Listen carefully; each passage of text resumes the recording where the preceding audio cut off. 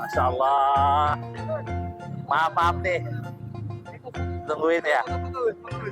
Iya.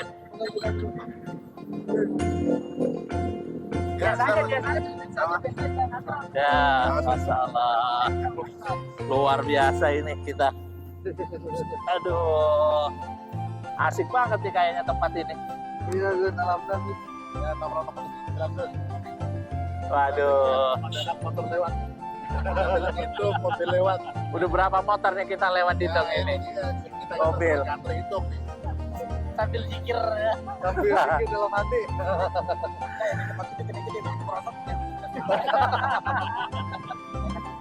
Nah, kurang mantap kalau nggak pakai kopiah nih kita.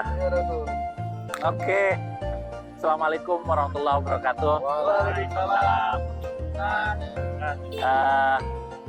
Pemirsa, guys, kita sedang lagi ada di tempat di pinggir jalan, dekatnya di dekat masjid Cempaka Putih ya, Jalan Cempaka Putih. Ini ada tempat angkringan, namanya angkringan Geboy. Ini kita mampir karena tempat ini baru dibuka. Ya, benar. Perdana ya. Perdana. Kita hadir sambil ngasih support kepada teman kita yang baru buka. Ini adalah cerminan UMKM ya, usaha menengah. Bahwa UMKM di Indonesia ini jumlahnya 99% dari jumlah seluruhan pengusaha usaha di Indonesia. Dan 99% inilah yang menopang ekonomi GDP Indonesia. Indonesia bisa bertahan dari skala krisis gelombang karena adanya UMKM ini. Kalau UMKM ini hancur dan goyah, maka Indonesia juga hancur dan akan ikut goyah. Kenapa? Karena jumlahnya itu cukup besar. Dari sekian puluh juta, hampir 60 juta lebih itu adalah pengusaha UMKM. Oke guys, kita dukung UMKM. Di negara-negara maju, UMKM atau jual kaki lima masih tetap terjaga dan bisa difasilitasi oleh negara. Oleh karenanya di Jakarta ini khususnya, menata kotanya tapi jangan gusur UMKM-nya atau kaki lima. Tapi justru kita berdayakan dan kita kasih fasilitas. Dan pemerintah harus hadir untuk mensupport mereka. Bagi masyarakat yang menemui UMKM, belilah. Karena harganya murah dan pasti makanannya juga enak. Ya. Ini ada Ustadz Fuad, ada teman-teman yang hadir di sini juga saling mensupport ya. Kalau kita coba sedikit review, makanan ini makanan angkringan ya. Dan angkringan ini memang marak dulu di Jogja ya. Di Jogja.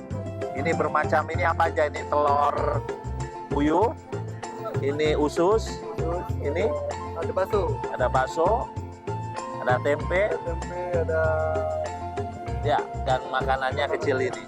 Tapi kayaknya kalau cuma satu nggak bakal cukup. namanya juga angkringan terus juga makan di rumah. Kita ada jajan aja ini. Jajan.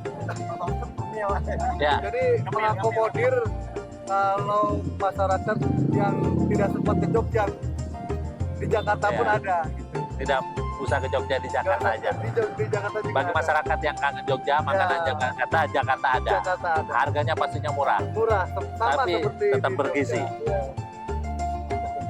Ayo kita coba makan nih. Ini diiringi dengan suara knalpot motor dan mobil, tapi rasanya tidak akan mengganggu ya. Ya, tidak masalah. Kalau kita lagi lapar, apapun yang terjadi. Pasal seperti ini kita bisa merasakan kenikmatannya.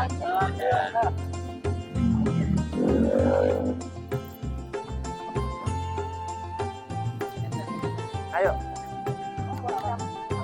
Di samping makanan ada minuman-minuman yang wah, segala macam menu minuman ini bisa kita coba ini. Nah ini guys, memang kalau Satu karena kecil porsinya, ya mau nggak mau ya akan nambah. Netherlock ya. Dan biasanya nasi angkringan itu Oh iya. kalau nggak pakai sambal Nanti kurang perempatan sedap. lanjutan belok kanan.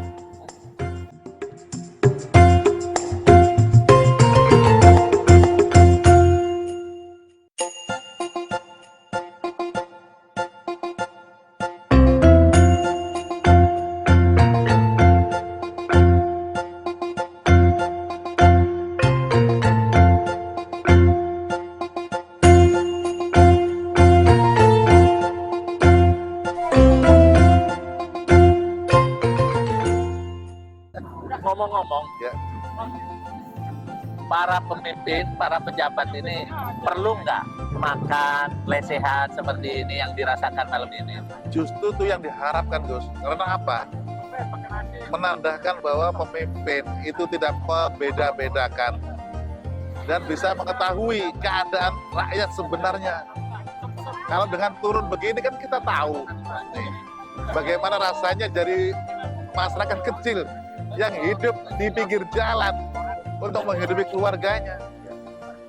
Percaya nggak, Tan, bahwa di Jakarta ini dengan gedung-gedung yang tinggi-tinggi ini ada sekelompok orang juga yang kesulitan makan dan minum? Percaya. Percaya? Di Jakarta ini apa yang ada? Semuanya ada. Bahkan orang yang tidak makan pun ada. Dan pejabat-pejabat itu harus tahu dan mau turun biar mengerti keadaan masyarakat yang sebenarnya. Apa yang disampaikan oleh Ustaz Sumandi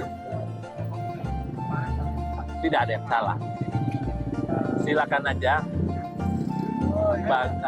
mengejar dunia itu tidak ada yang salah, tapi harus seimbang. Di samping mengejar dunia, tapi jangan lupa akhirat. Ya, betul. Seberapapun ngejar dunia, itu pasti dapatnya nggak akan banyak. Ya, betul. Kan begitu, Ya, kan? betul. Paling mati ya tidak dibawa. Ya, Kalaupun kita mengejar dunia pada akhirnya dapat banyak, itu pun kita nggak akan puas. kita dengan Kita akan dari bawah. terus akan nyari, nggak akan pernah ada puas-puasnya. Ya, betul. Kalaupun misalkan kita puas, itu pun pasti tidak akan abadi selamanya. Kenapa? Pada akhirnya kita itu harus meninggalkan dunia ini, meninggalkan kekayaan atau dunia yang kita peroleh. Tapi alangkah baiknya kalau kita imbangi dengan mengejar akhirat. Kalau akhirat yang kita kejar terus yang kita dapatnya banyak, udah pasti tentunya puas. Ya kan? Kalaupun itu puas, insya Allah akan abadi selamanya, kan begitu. Iya. Nih, mumpung ada tokoh pemuda di sini nih, walaupun sudah umurnya tidak muda lagi, tapi ya Senior. pada zamannya dia Kelihatannya tua, Gus. iya. Kelihatannya tua, tapi umurnya masih Iya. Tapi yang jelas di zamannya dia adalah tokoh pemuda. betul. Nah ini kita tanya Sampai nih, sekarang pun masih seniornya anak-anak muda. gimana Bang Ferry?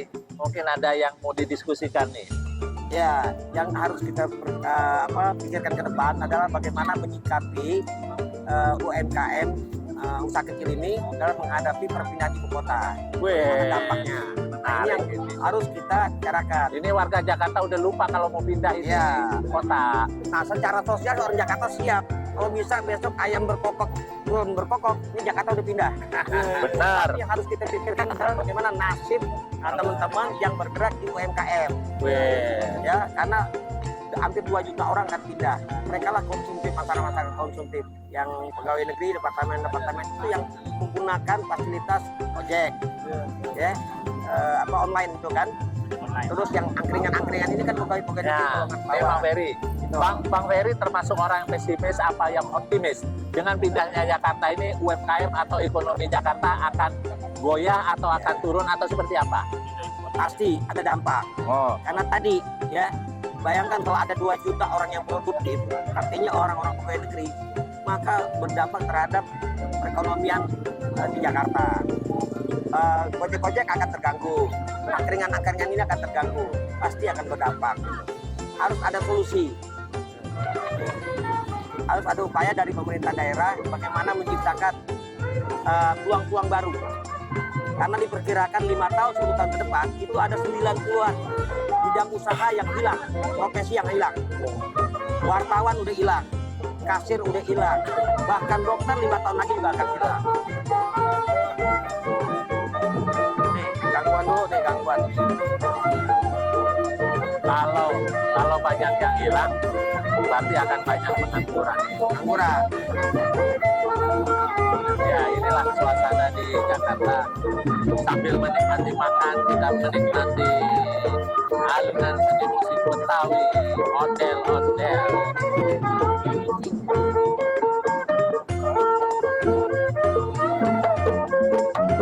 Nah,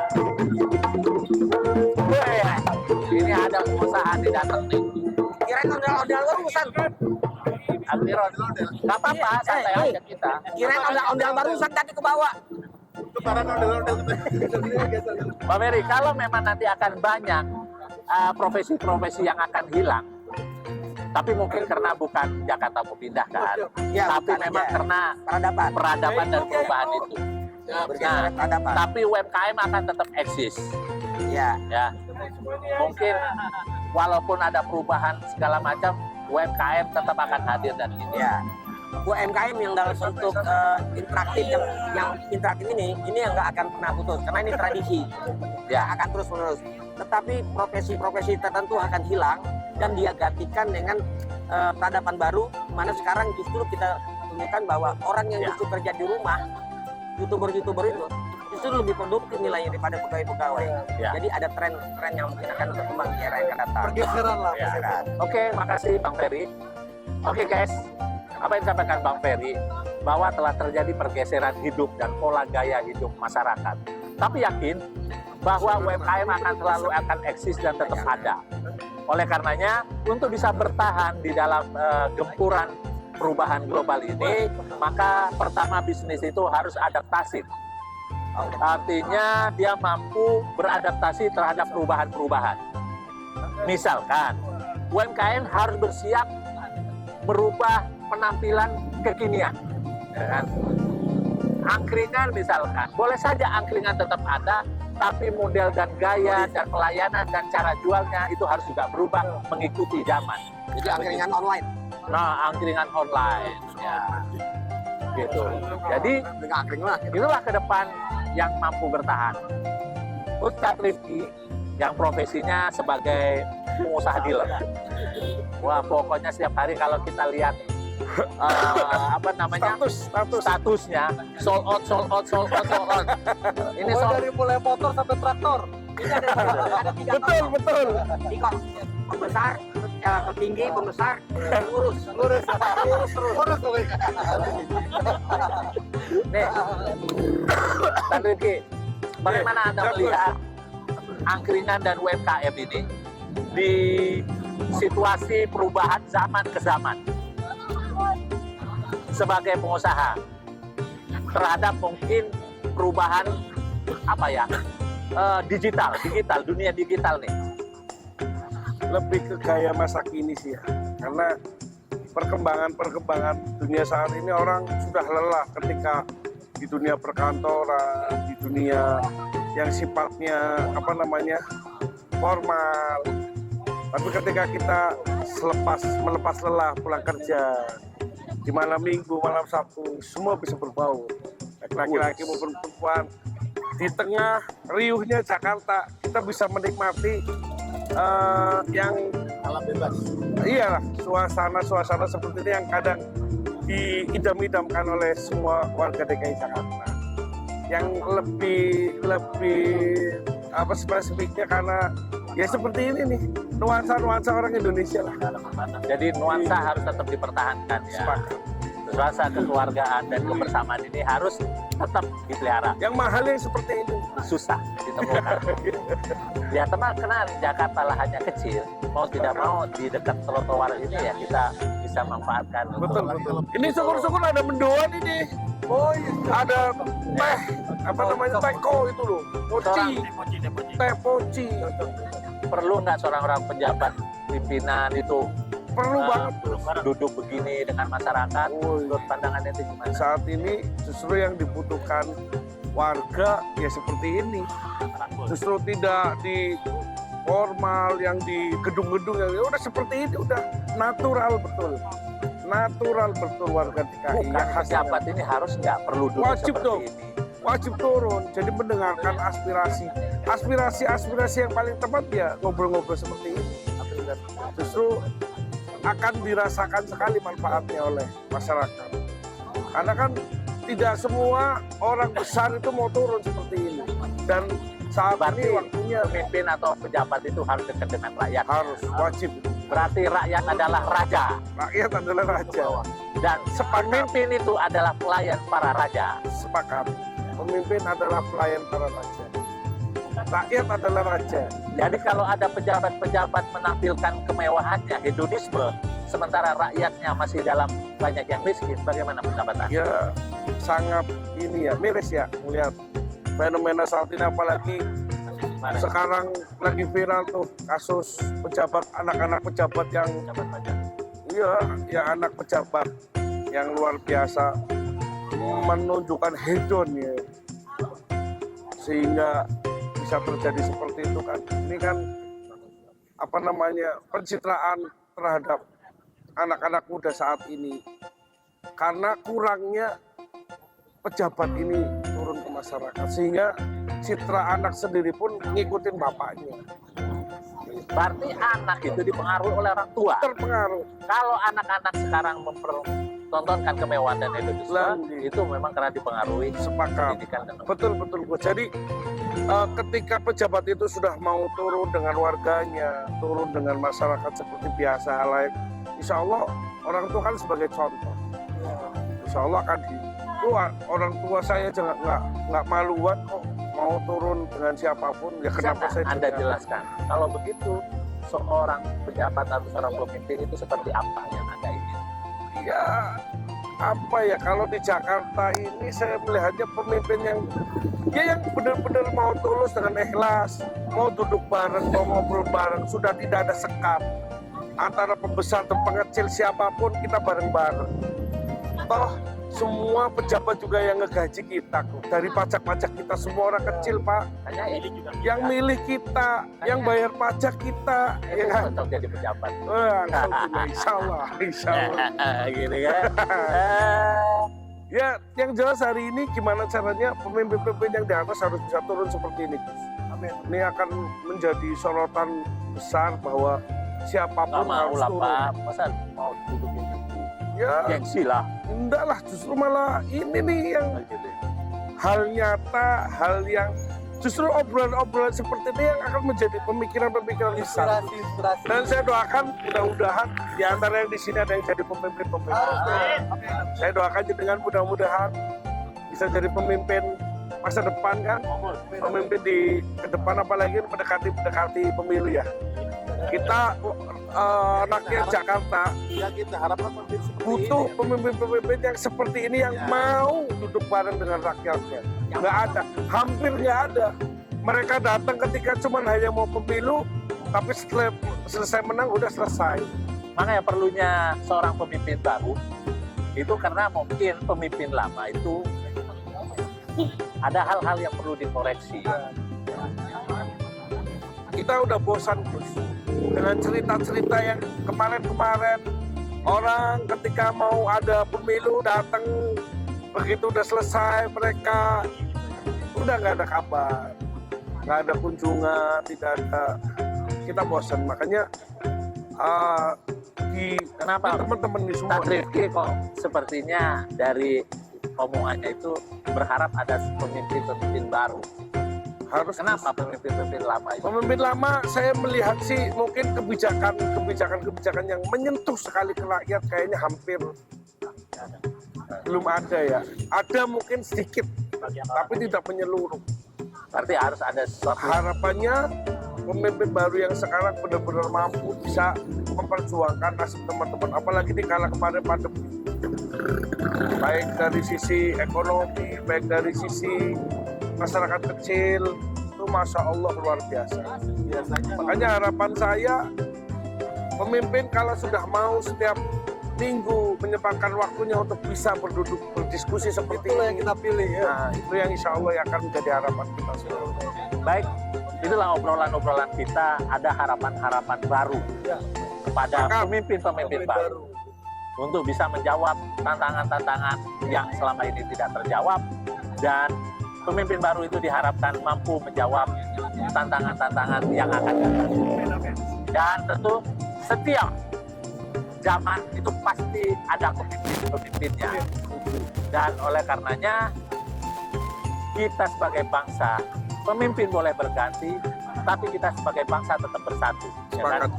Kita memang menginginkan sesuatu harapan dan pemimpin baru, tapi sebagai bangsa kita tidak akan terpecah oleh pilihan-pilihan itu. Oke guys, tetap bersatu, kita cari pemimpin baru dengan harapan baru menuju Indonesia atau Jakarta yang lebih jaya, lebih maju. Jos? Mau nanya-nanya sedikit nih Ustaz. Siap. Visi misi untuk didirikan angkringan ini dan tujuannya apa ya Ustaz ya? Ya, terima kasih. Jadi begini, kita untuk angkringan ini itu inisiasinya adalah dari anak-anak muda yang terbalut dalam gerakan pemuda solidaritas gitu. Memang berawal dari mirisnya pemuda sekarang ini kan perilakunya itu yang bebas lah istilahnya, tidak terarah gitu. Nah, jadi kita di sini dalam wadah gerakan pemuda solidaritas ini memiliki suatu inisiasi agar pemuda ini terakomodir untuk kreativitasnya, untuk perilakunya ke arah yang positif, sehingga menuju arah kemandirian seperti itu. Nah, oleh sebab itu kita di sini GPS berinisiasi mencoba ikut serta berpartisipasi dalam program pemerintah dalam mendirikan UMKM. Salah satu tujuannya adalah pada akhirnya ekonomi kemandirian pertama, kedua juga dalam membantu perkembangan ekonomi moneter Indonesia. Kenapa? Karena dengan UMKM ini itu jelas akan meratakan penghasilan terutama untuk anak muda. Anak muda itu kan memang persentasinya di negara Indonesia ini lebih besar ketimbang yang di atas umur produktif. Sedangkan yang umur produktif ini kan memang umur produktif itu memang di segmen anak muda 35 ke bawah. Nah, itulah yang memang menjadi tujuan kita untuk ekonomi anak muda yang unggul ini supaya sejahtera gitu. Jadi menuju ke arah kemandirian. Jadi lagi-lagi GPS mengakomodir pemuda-pemuda agar satu bisa berpenghasilan sehingga ekonomi moneter Indonesia itu bangkit. Yang kedua adalah mengakomodir kreativitas anak muda dan menginisiasi agar anak muda itu bisa mandiri, karena ini menjadi suatu embrio nantinya sebagai muncul pemimpin-pemimpin yang lahir dari wadah-wadah kecil ini, sehingga anak muda ini kedepannya menjadi suatu aset sumber daya manusia yang unggul. Aset sumber daya manusia yang unggul yang dapat membangun negeri ini, Indonesia terutama, menjadi Indonesia maju. Mungkin dari kami seperti itu yang mewakili para anak muda dalam wadah gerakan pemuda solidaritas. Semoga Indonesia semakin maju ke depannya. Semoga anak muda kita menjadi anak muda yang unggul, yang pendidikannya mumpuni, yang sosialnya bagus, dan juga pada akhirnya adalah ekonominya sejahtera. Sekian, terima kasih dari saya, Fuad Holil. Wassalamualaikum warahmatullahi wabarakatuh.